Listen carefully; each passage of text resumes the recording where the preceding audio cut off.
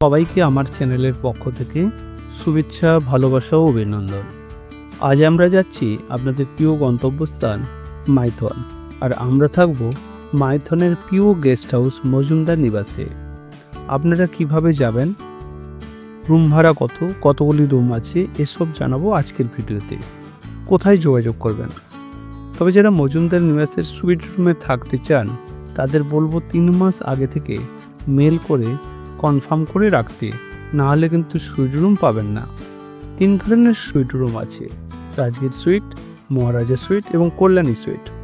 আসলে মজুমদার নিবাসের বিশেষত্ব হলো এই একটি মাত্র গেস্ট হাউস যেটি লেকের মাঝে অবস্থিত। যাওয়ার জন্য সড়কপথে পার্সোনাল গাড়ি নিয়ে যেতে পারেন। ধর্মতলা থেকে মাইথনের দূরত্ব প্রায় 240 কিলোমিটার, সময় লাগে প্রায় 6 ঘন্টা। হাওড়া স্টেশন থেকে সকাল 6:15 বেলা ডায়মন্ড ধরে কুমারটুলি স্টেশনে নামতে হবে, সময় লাগবে প্রায় 4 ঘন্টা। তারপর ওখান থেকে অটো করে মজুমদার নিবাস। আমরা সব অফিসের কলিগরা গাড়ি নিয়ে ওখানে গিয়েছিলাম। মেন গেট থেকে মজুমদার নিবাসে যাওয়ার জন্য সরু একটা লম্বা ব্রিজ আছে। আমরা সবাই ওই পথ দিয়ে হেঁটে চলেছি। ওম আমাদের পথ দেখিয়ে নিয়ে যাচ্ছিল। এখন আমরা মজুমদার নিবাসের গেস্ট হাউসে দেখতে পাচ্ছি। এখানে আমি মেল আইডিটা দিয়ে দিচ্ছি, এই মেল আইডি দিয়ে আপনারা যোগাবেন। এবার আমরা মজুমদার নিবাসের কম্পাউন্ডে প্রবেশ করলাম। এটা অফিস রুম। আমরা এবার পাশ দিয়ে হেঁটে চলেছি। লেকের চারদিক রেলিং দিয়ে ঘেরা, আম গাছের নিচটা বিধি করা যাতে এখানে কেউ বসতে পারে। ডান দিকে বনফায়ারের ব্যবস্থা করা আছে। এটা মজুমদার নিবাসের পেছনের দিক। অনেক ফুল গাছ লাগানো হয়েছে। এখানে আবার ছোট্ট একটা চিলড্রেন পার্ক আছে, তার মধ্যে দোলনা, ওপর থেকে স্লোপ করে নামা প্রভৃতি আছে।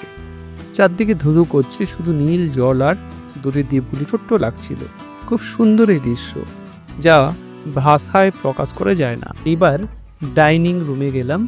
ওখানে সব কলিগরা এসে গেছে, চা ও বিস্কুট দিয়ে গেছে। বেশ বড় ডাইনিং হল, রান্নাবান্না খুব সুস্বাদু। ভেজ ও নন ভেজ 2 ধরনের খাবার এখানে পাবেন। চা খাওয়ার পর ওপরের রুমগুলি দেখতে গেলাম। বারান্দায় বসে চা খেতে খেতে প্রাকৃতিক সৌন্দর্য করবেন। 2 রাজ্যের সীমানাকে ভাগ করা হয়েছে। এই দিকটা হলো পশ্চিমবঙ্গ ও অপদিকটা হলো ঝাড়খণ্ড। কেয়ারটেকার রাজেশবাবু উনি আমাদের সব রুমগুলো করে দেখাচ্ছেন। এটা কনফারেন্স রুম, এখানে অফিস মিটিংগুলো করা যাবে। এটা রাজগীর সুইট রুম। সামনে সোফা আছে আর অনেকগুলো চেয়ার, টেবিল, টি টেবিল আছে। বেশ সাজানো গোছানো রুম। আর বেড রুমটাও বেশ বড়।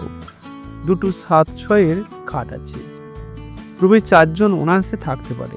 এই রুমের ভাড়া 2250 টাকা। ধবধবে সাদা টাওয়েল, সঙ্গে সাবান, শ্যাম্পু প্রভৃতি।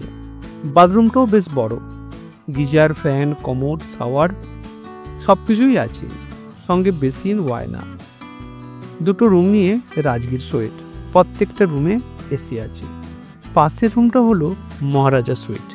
এইটাই সব থেকে বেশি সাজানো গোছানো। মহারাজের রুম বলে কথা, তাই ঘরের আসবাবপত্র যথেষ্ট বেশি। রুমের পর্দাগুলো বেশ কালারফুল। 3টে সোফা, তার সামনে টি টেবিল এবং অনেকগুলি চেয়ার।